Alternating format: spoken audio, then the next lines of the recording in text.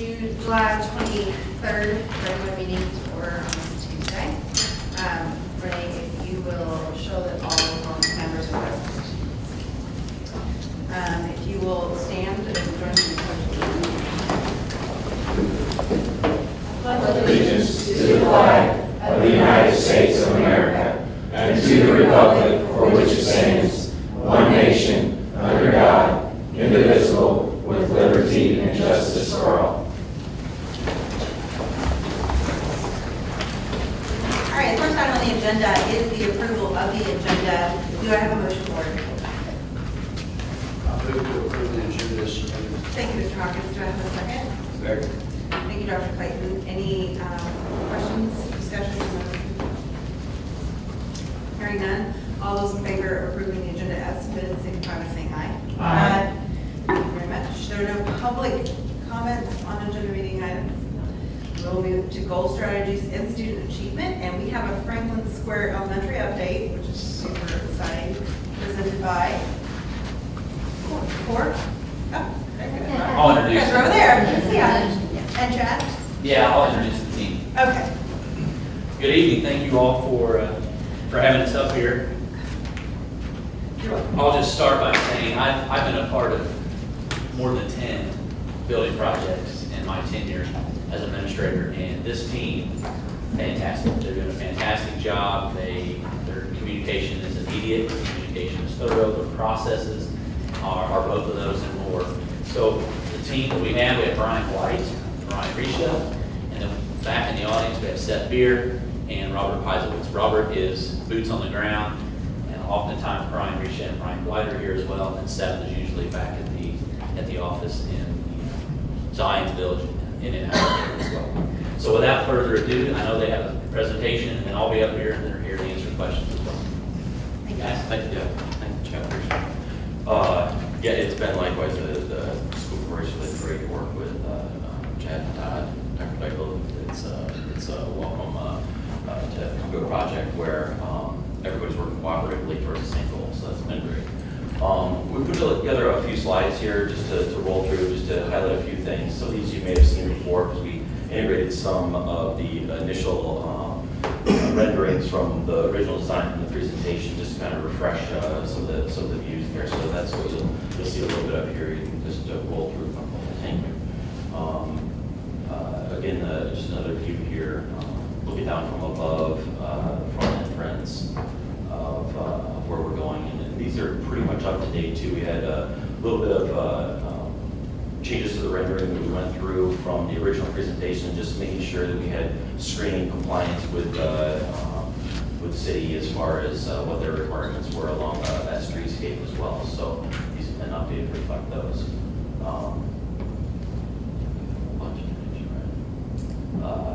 So yeah, you can keep rolling through. There's playground view there. Oh, I'm sorry. Yeah. I didn't realize, yeah. He's like fast. Yeah. So this is a. What's that? Yes, you're still doing that. I am.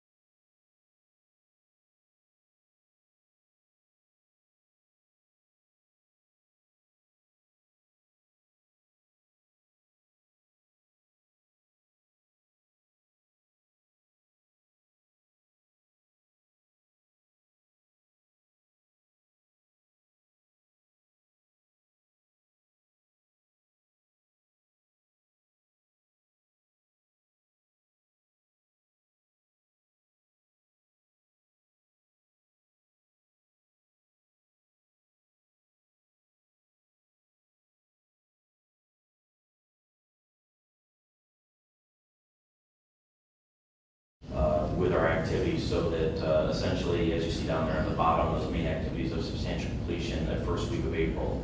And, allowing the school corp to then come in, move in, and begin their process that it'll take to actually get the school ready to go for receiving students. And then final completion down there at the bottom, obviously being June, because we know we're reusing some parts from some of the other elementary schools that will need to be integrated into the new school before we finalize everything and it's ready for the kids to show up. So we've got a really good date there at the end, projected, but we will wait and see what that ends up being as far as your finalized date. But yeah, that'll be the ribbon on the cake. So that's it as far as kind of a quick update. If there's any questions, please let us know. Any questions? What's the move-in date? Move-in date for us to turn over is April 7th. That'll be a substantial completion date.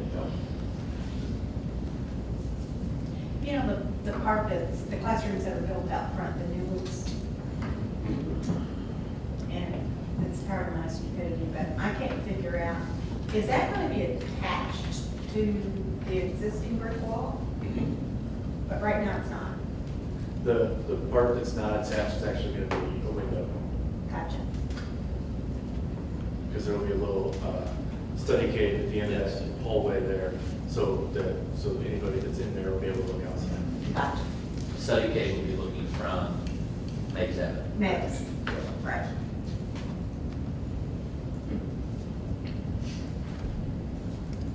Thanks. It's been a great project. Things have gone well. We've been great subcontractors on the job. They've just been very cooperative. Often the best ones are the ones that drive the schedule. So that's we've seen the benefits of that. A lot of rain you've had down here, but yeah, they push hard to keep us on schedule. So yeah, And a little bit of heat last week. yeah, a little bit. Yeah. What else? Yeah. Thanks, guys. Everybody, appreciate it. Thanks. Next items on the agenda are budget report, our fund monitoring by Dr. Keppel. Yes, board, just to let you know, we have a report come in every quarter, just to give you an update. If you're interested in going out and getting a personal tour, contact Chad or myself, and we'll set it up with them. So, okay. But it is coming along really nice. The education fund through June, we collected our big state tuition support check of $5.5 million. Excuse me. So we also had $913,000. This is our common school fund loan. The money is withheld for the state tuition support, and then we take it out of the debt service and pay back to the education fund. So we actually collected $6 million, almost $6.6 million. We spent $5.4 million, so our ending cash balance June 30th was $2.3 million. I'm projecting about $247,000 by the end of the year, by December 31st. In debt service, we receive now our local property, bank, excise, so we actually collected now almost $10 million, $9,994,000. We spent $6.4 million, and that's because we have all the holding corporation bonds that we have to pay, common school fund loans, things of that nature. So our cash balance ending June 30th was $4.8 million. We're projecting $5.8 million at the end of the year. Pension bond, we received our property tax collection, bank excise, CVET, so we collected $687,000. Didn't pay anything out because that was the January payment, so we're sitting with $729,000 as of June 30th and projecting $1 million. In the operation fund, we collected almost $5 million, and this is where we're getting hit for tax caps, so we're going to see the full effect of $4.2 million that we're going to lose here. We actually spent $1.5 million, so we ended with $3,315,000, so I'm still looking at about $1,725,000 red at the end of the year. Hopefully that'll change soon. And then in the rainy day fund, no activity. We're sitting with just under $3.6 million. So I'm happy to entertain questions. Oh, I also want you to know we did get our first TIF pay? TIF payment. So that'll be reported next month, because that came in July. So our first one is, we're on our way to that $400,000. That's exciting. Any other questions or comments? Thank you, Dr. Dykel. Next is our annual financial report for 2018. Yes, this is just for your information only. I need board signatures on the last 2 pages of Katie and Dr. Milton. This is something we have to do. It'll be advertised between the 1st and the 15th of August, so that's just for information. Questions for? Thank you, Dr. Dykel. And finally, Travis and pass on. Yes, Mark and I met with one of our patrons who says that our PowerPoints always look so nice and beautiful, but we never give the board a report as far as where we are cash balance wise on any of our bond issues. So this, I will do this probably quarterly now too, just so everybody is on the up and up. So in the 2016 bond, we had a variety of schools that you could see. We actually have $1,019,000 left, and that basically was from the Utica roof project that we didn't do. We were originally going to tear off the roof at Utica, and then, so we bonded for that amount. And then when the architect or the roofing guy came out, he says, you still have a lot of years left on this roof. So all we did was spray it, so that saved the money. So now this $1 million is reserved for Parkview Middle School for the HVAC that we just approved at the last board meeting.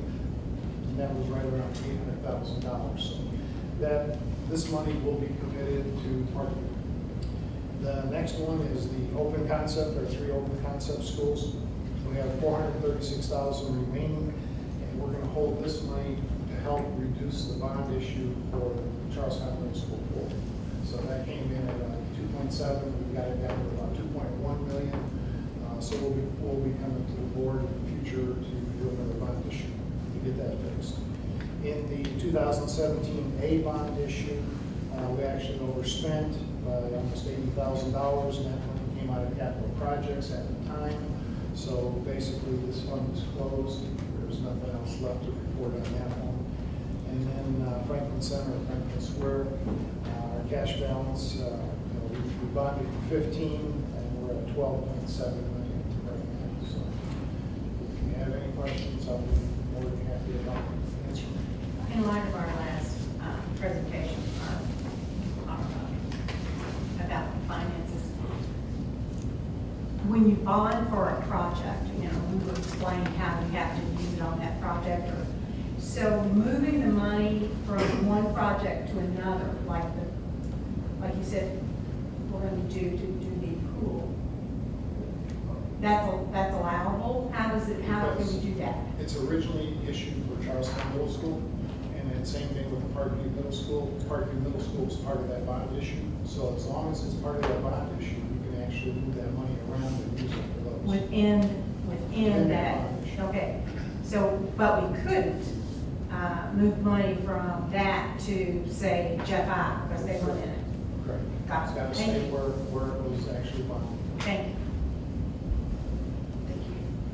Ms. Ferguson, thank you, Dr. Dykel. Any other questions for him? I have a question. Do you know the gentleman mentioned how you could, on the recalls, how you could get around that date?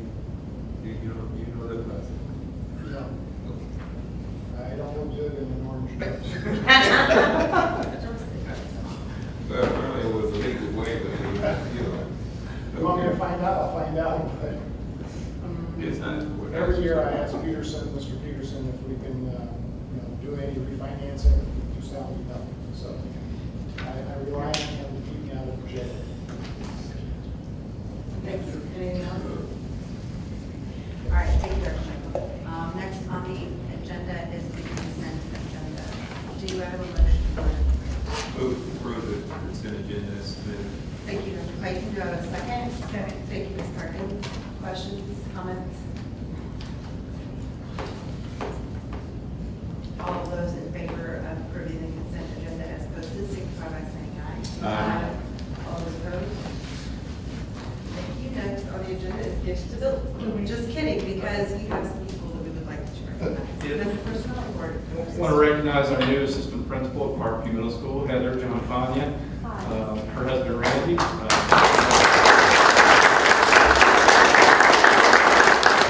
Welcome aboard. Heather was at Wilson Elementary this past year as the principal intern and did a great job. And look forward to working with her. I know Jeremy's excited to work with her also. Very much so. Do you want to say anything? Me or her? Haven't heard of her. Yes, I'll go first. I appreciate the opportunity, and I'm really looking forward to working with Jeremy and the staff, and looking forward to a great year. So thank you. Welcome. Thank you. Jeremy, do you need to? Do you want to say something? I'm just very excited. Thank you. Well said. Thank you. All right, now, anything else? Sorry, you do that, I do that every time. Just like, get it done, get it done. Okay. We have been sitting here since 9 o'clock. Okay, so next is gifts building. There are none. If I'd known, I would have made it to me.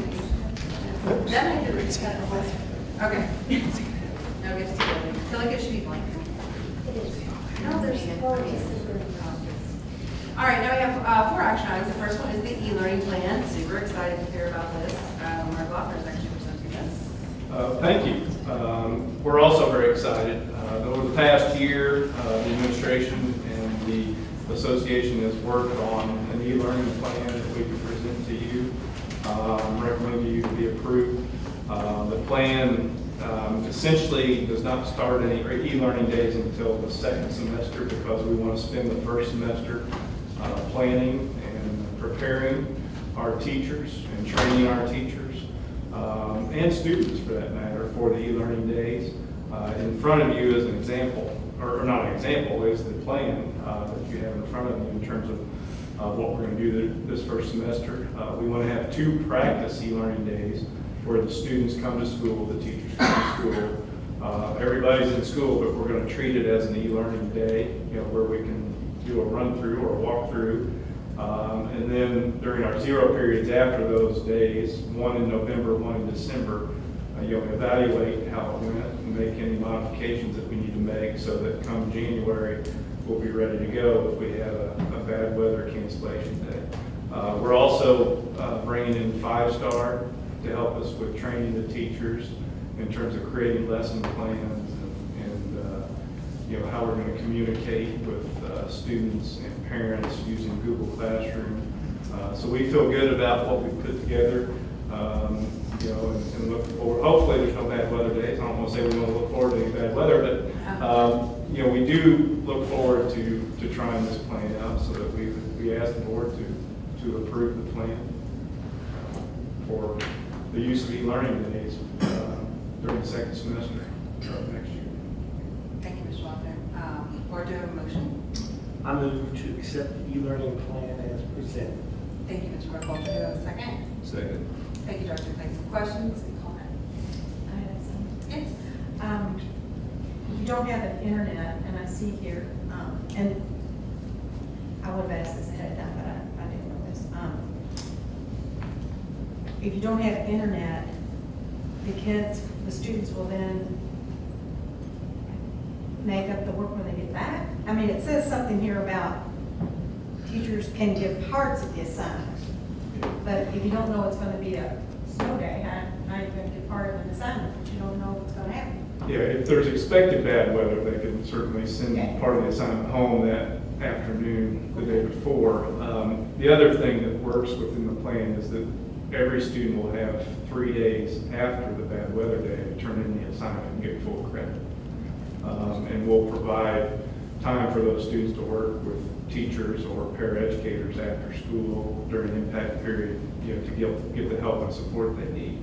But they will have 3 days after to turn in that assignment. And is it my understanding that teachers will not have to make up these days? Correct. It's still one of their days in terms of. But they don't come to work? Right. They work from home. Work from home. Emails and Yeah. things. From 9 to 12, obviously there's planning time in terms of planning the lesson, grading. But from 9 to 12, we will ask the teachers to be online in front of their computer, answering emails, in contact with their students, providing support. And then the rest of the afternoon, we would ask they check emails, you know, and make sure that they're addressing any significant questions. So the key period will be from 9 to 12. But then we expect our teachers to at least, you know, monitor their emails in the afternoon. Most of our teachers will do that already, even when school's in session, and make sure they help our students, you know, get through these lessons. So, the lessons are not, the teachers will not be able to access the student work in real time. They should be, and through They Google can. Classroom, yeah. Okay, The that's what I students- didn't Yeah, understand. students should be able to do the work and submit it to the teacher, you know. So if I'm a teacher and I want to make sure that Tom Dykle is doing his work and not watching cartoons, I could get on and see if Tom Dykle is active or not. Not in Not that real time. regard, no. But That's what I thought. yeah, the expectation is that they get the lesson submitted to the teacher in Google Okay. Classroom, and then the teacher can. So they can't track it real time. Right, right. Yes. Yeah. Go ahead. Whenever we talked about the Chromebooks, there's some discussion about what to do with students that didn't have access at home. And I understood that we have a hopefully relatively limited number of air cards that we issue to students. Yeah. Does that cover most of the situation that Teresa pointed out about students that may not have access? The hotspots and Yes. things like that. Most, but not all. I mean, we'll still have some students that don't have access, you know. There's also a lot Google can do offline, Google Docs, Google Sheets, you can write it all. Like, there's a lot of things if you have the assignment before you left. But and you may know, Katie, and Melissa's not here, but the Chromebooks, are we capable as a school corporation to be able to verify when those Chromebooks are logged in and they're active? Yes. Are they going to be doing this work on the Chromebook? Yes, more than likely they will in terms of doing the work and then submitting.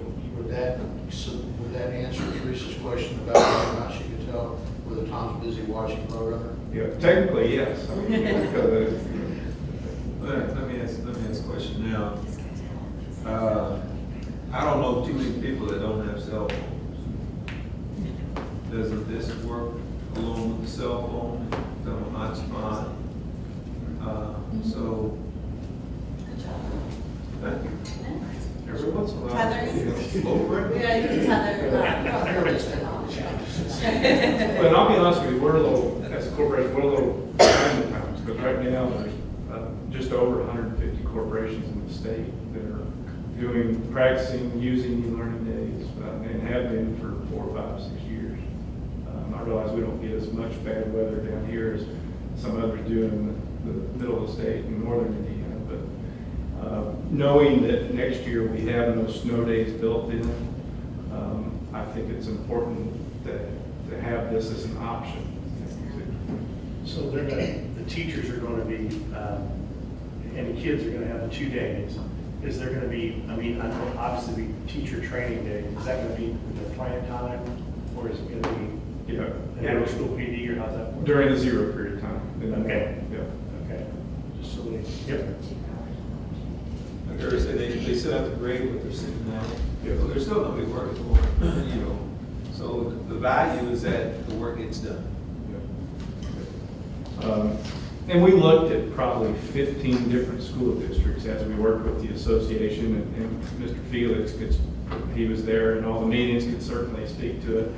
And our plan is very consistent with what other school districts are doing throughout the state.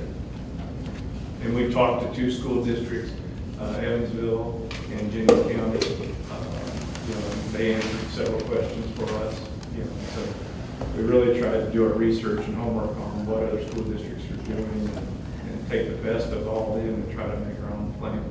I know while it seems like this is easy on teachers, it's very difficult on teachers to stay up with it. But yeah, and, I mean, I know. A lot of people think. They just stay home and, Yeah. yeah. You know, another thing that I look at is that you have a lot of parents planning vacations or other activities, and this way we can close and say we're going to close their graduation ceremony. Well, this past year was a perfect example. If we had e-learning days in place, we probably could have done e-learning days those 2 days after Memorial Day. And that way you're not coming back to school after Memorial Day, and attendance is not good. You know, it's just Is there, are there guidelines already from the state on when you can use an e-learning day? Like you talked about those 2 days at the end of the year. Does it have to be for inclement weather, or can it be? No, some school systems are actually using pre-planned e-learning days, like on election days. You know, since their teachers are coming into school anyways, maybe to do PD, and the students are at home, they go ahead and do an e-learning day to compress the calendar a little bit. You know, like in September, we usually have a PD day. You know, you could certainly somewhere down the road plan an e-learning day on a professional development day, you know, where the teachers are working with the students in the morning, and then you do professional development in the afternoon or something like that. So it would be a way to really do some things with your calendar also. Is it possible if, let's say we had some form of outage in New Washington and school need to be closed, that would be an appropriate time to do that without affecting the other students? It would give us that flexibility. That would be awesome. I know, it's like two, like, any other questions or comments, board? I have to say that I am conflicted by this because, you know, I know it's not a bunch of dittos, and dittos don't build dendrites, but it's not, of course, we all agree it's not the same as being in that classroom with the teacher. And I hope that we use it very little. I don't think I can support it to collapse our calendar, but you know, I don't have a better solution. Thank you, Ms. Perkins. I would like to say I'm embarrassed that it took us so long. I've worked with the state and helped various school districts apply for it. I think that we were one of the first to go with one. The fact that it's taking this so long, saying that our teachers aren't ready is it's sad. There's so much learning that can happen outside of the classroom. And I had a custodian stop me at the Clark County Fair and say, why are teachers in the building all summer? Because she was complaining because she was trying to get the carpets clean and things waxed. And so teachers are there all the time. They work so much overtime and never get paid for it. And to allow, you know, them not to have to worry in inclement weather, or them, you know, not to have to stop the learning process because we have an election or whatever. Will people use it for bad? Absolutely. Do we make our policies for people that can't follow directions? Absolutely not. We make our policies for people that do what they're supposed to and want to be great. And the people that don't take advantage of that, then they don't get the benefits from it. So. And that's my job and our job to make sure our teachers do it with fidelity and the lessons are impactful. The one thing I will say is, you know, going back to last year, when you add days on to the end of the year, especially after Memorial Day, you also have to look at that piece in terms of how impactful. When attendance, like those first 2 days of Charleston Middle School had 75%, not to pick on them, I just know somebody who works there. 75% attendance, but when you do, you know, when you have the opportunity to do it as e-learning day, then you have 99, 98% attendance. How do you take attendance? So generally, the school district I worked in that did e-learning days, we did, so they had 7 periods like in high school, and if they finished their assignment within the time that was given, it was considered, they were considered being here.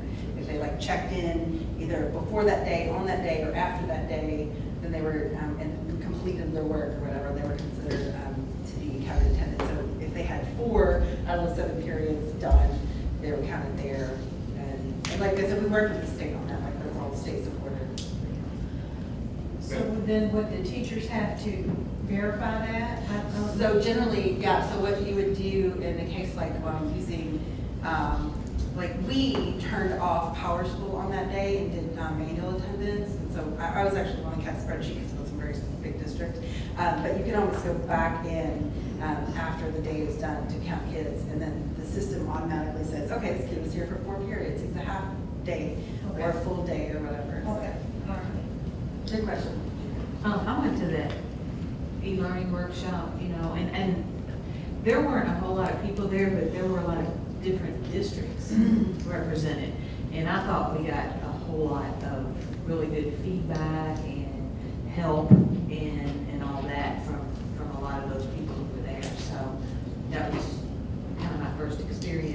listening to all that, how it worked and how it didn't work, and working out the kinks. Yeah. One more question. Well, I'm a fourth grade teacher, and it's gonna snow tomorrow, so what, and it's like, I don't know what week it is in the school year, but I assume we're not just doing generic lesson plans, so when do I build that? So a lot, I mean, I could see. Yeah, no. Are they going to stay up all night building that? No. So first of all, as a teacher, you're supposed to have what's called emergency plans. I never had those plans, by the way. I was a call friend. But other than that, like a lot of our stuff, even in the elementary schools, are online now. So as a fourth grade teacher, I'm actually in a better spot than like some other ones, because I can say, okay, before you guys leave today, make sure you download the next page of your math book. Go ahead and complete that, be ready to turn it in when we get back. And so, like, that's one of the great things about like having so many things online, is that is not interrupted. So if there were a snow day, snow's called, if I have access, I get up, I check in with my teacher. If I don't, I get up, I load the page that I already downloaded from last night, I complete it, I ask questions, because you don't have to turn it in the next day. They do have another day to do it. And so, like, that is a great advantage, because you can say, hey, we might have a snow day, get this in your math book, get this in your reading book. They have all of that. If you've ever seen anybody use, what's that? I need to just ask you. What's that online school, or the reading book for elementary kids? Starts with E. I don't remember.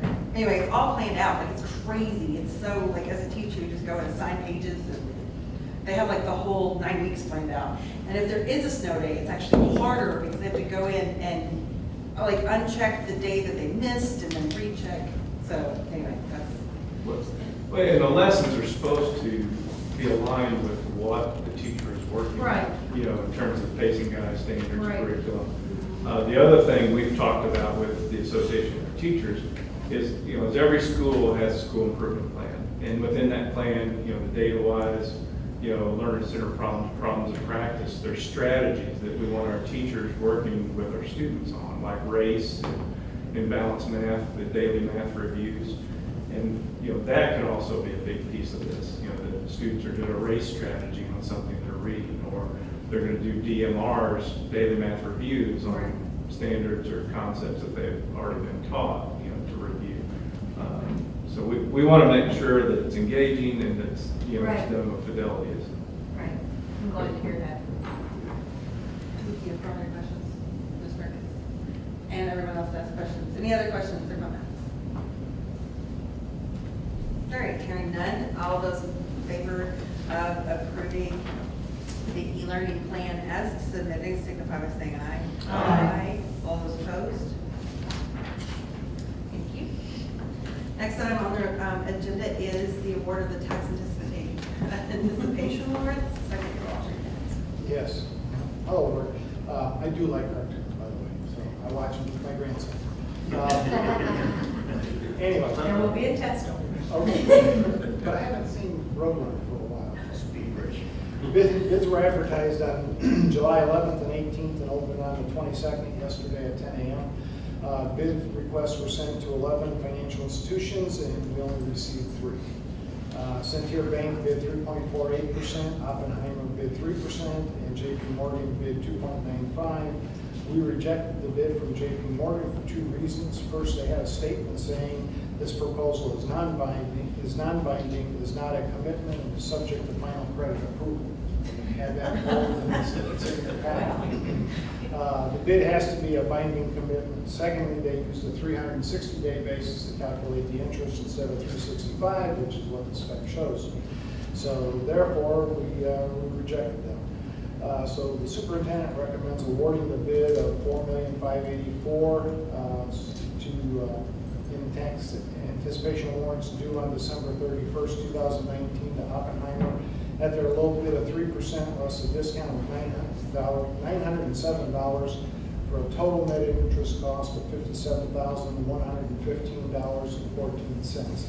If you take the $907 off the interest, it actually comes out their net interest cost is 2.95%. I'm asking permission to award it to Oppenheimer. Thank you, Dr. Michael. Do I have a motion?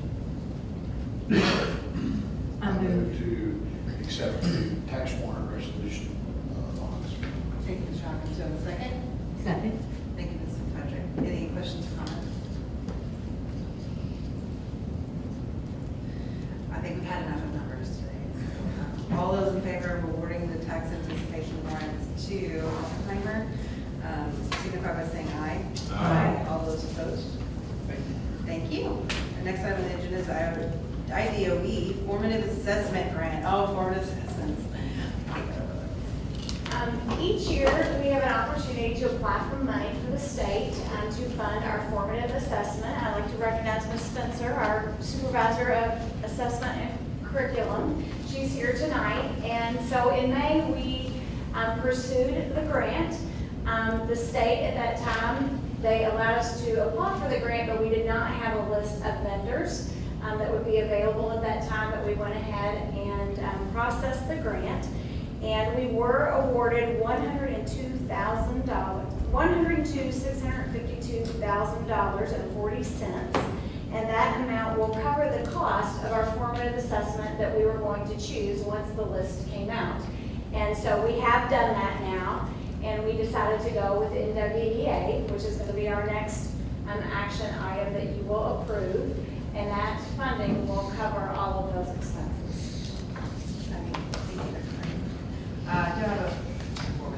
Do I have, thank you, May. A motion, thank you. Do I have a motion, board? I move. Excuse me, I You move should to come approve. more often if you know how to do this. I move to approve the IDOE formative assessment, Thank you, John. grant assessment. Move to accept it.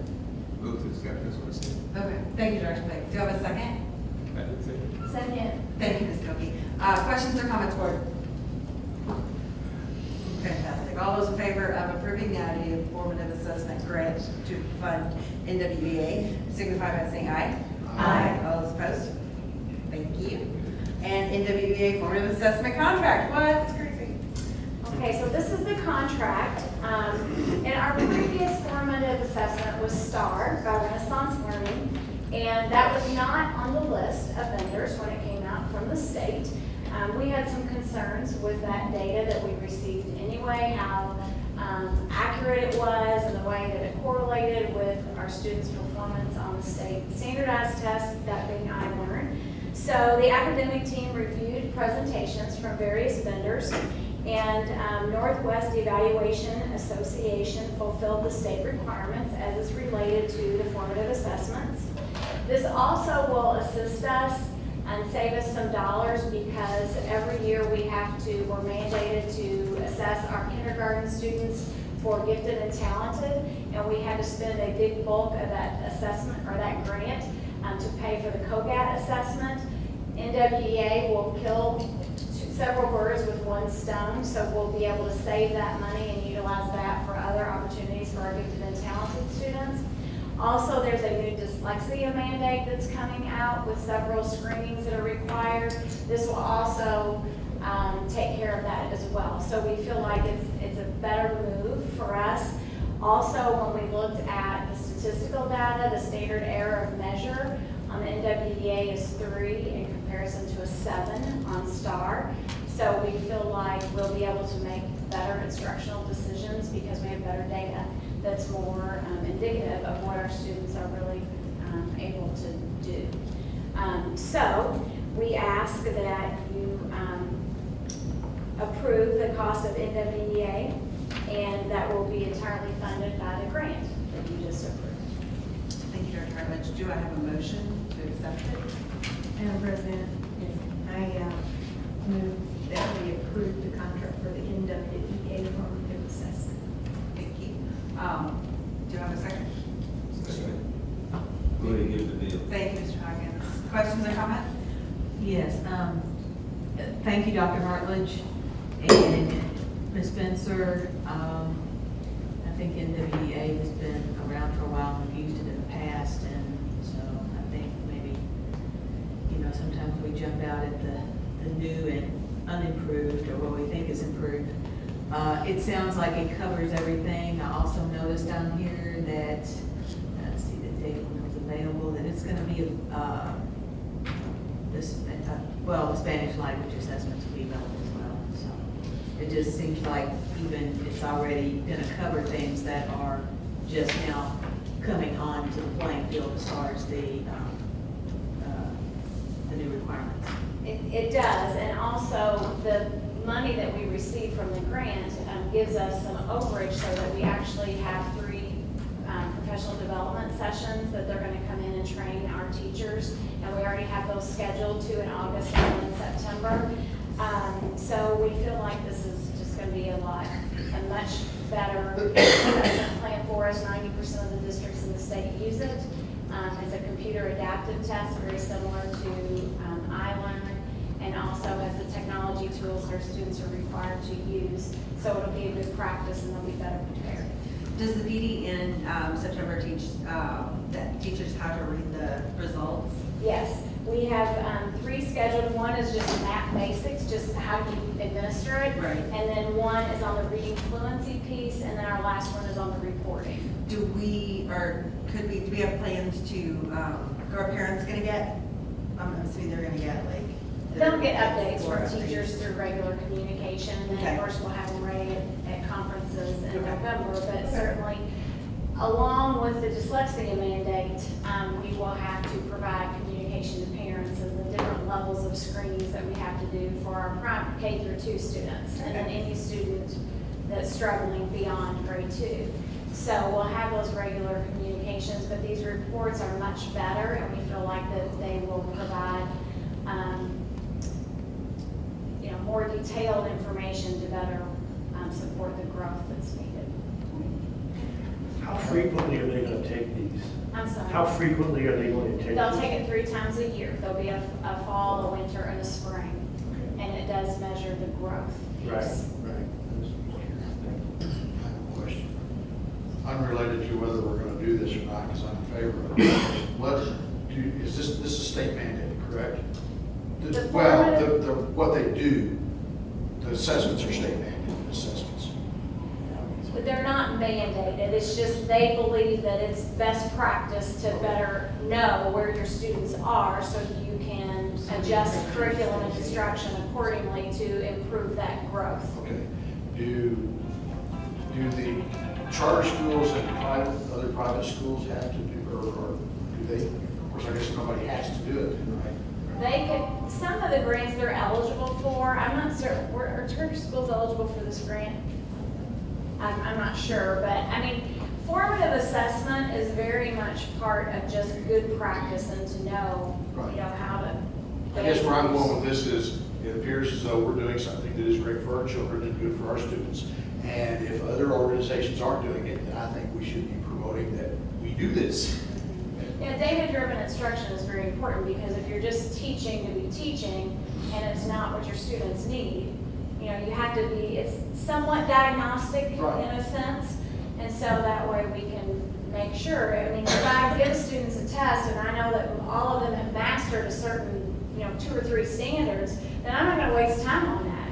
I'm gonna adjust that and move forward to continue to provide whatever enrichment they need to make sure we have that growth in there. I'm just looking to try to learn as much as I can about what we do that other organizations may not be doing, so that I can, when it comes up, I can point out, this is. Well, and it's really a way to measure, are our students getting the year's growth in years amount of time? And if they need more growth, can we get that also? And the other piece is, in 14 years I've been in the district, we've used Acuity, NWA, STAR, which formative assessment aligns well with ISTEP or iLearn. I think the general feeling of most principals and teachers, was that STAR did not align with ISTEP real well. NWA aligns better with ISTEP iLearn. So it gives you a real good indication of, when you take that when the students take that third formative assessment test in the spring, it gives the teacher a good indication, are they more than likely going to pass the ISTEP or iLearn test? So it is a key indicator. Are we getting the growth we need?